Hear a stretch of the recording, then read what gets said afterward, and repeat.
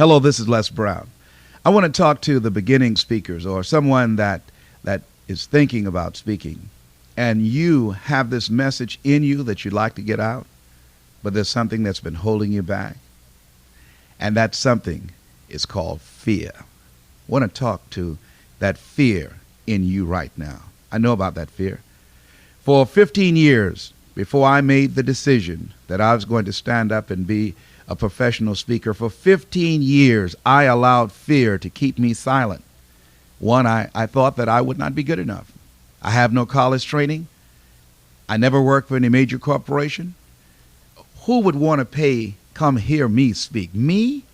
I mean, there's some things I feel strongly about, but why would anybody would gather in an auditorium to listen to me? I mean, I'm nobody.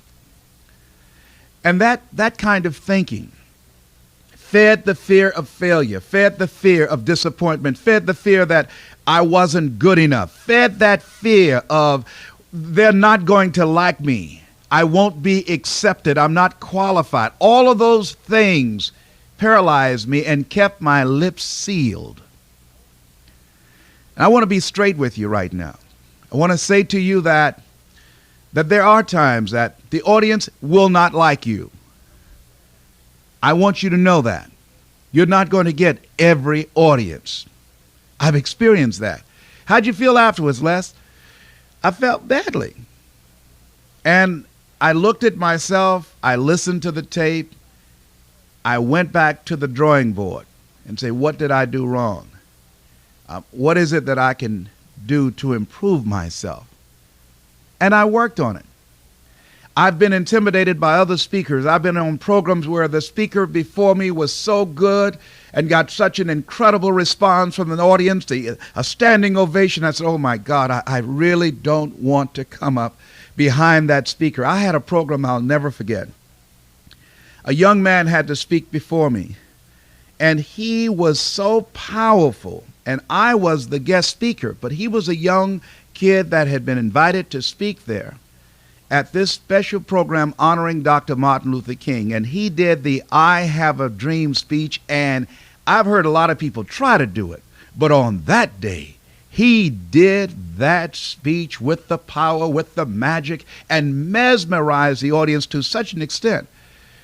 When the pandemonium died down, everybody was walking out and they said, Les Brown is supposed to speak.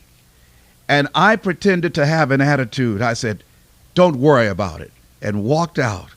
I was relieved. I was relieved. I said, oh, God, thank you. I couldn't wait to get into my car. I mean, that's going to happen. They're going to be speakers better than you. Learn from them. He and I became friends, and I brought him on other programs, and I learned from him, a young man much younger than I am. There are times when you're not going to be able to connect with the audience, that you're going to be off. Your memory will fail you. You're going to do some things that will embarrass you. I spoke at the National Speakers Association and stepped forward and called Cavett Robert Dick Cavett. And I didn't even realize it at the time until the second time that I did it to make a point, incorporating a name in my presentation. And I had to keep going. I could not back up. And later people talked about me and made jokes about it. And I was embarrassed. I was hurt. And I came back. That's going to happen to you. You're going to make some mistakes. But you know, my good friend Ed Foreman has something that he anchors his life on, I think all of us can learn from. He said, anything that's worth doing is worth doing badly. And I've used it so much, I've just taken it for myself. Anything that's worth doing is worth doing right if you know how to do it right. But even if you don't know how to do it right, it's worth doing badly again and again and again until you get it right. So this fear of making a mistake, you're going to make some mistakes. You're not going to be perfect. This fear of they're not going to like me, that's right. There's some people that aren't going to like you. There are people that are going to talk about you, that are going to criticize you. There's some speeches that you are going to give, and as you listen to that later, say, oh my goodness, I should have said this and I should have said that, or why did I say that, or why did I not include this story or that statistic, or why did I get the names confused? All of those things are going to happen. Why? Because we're human. We're human. Every time I speak, I experience what you experience, that fear. I get it off in a variety of ways.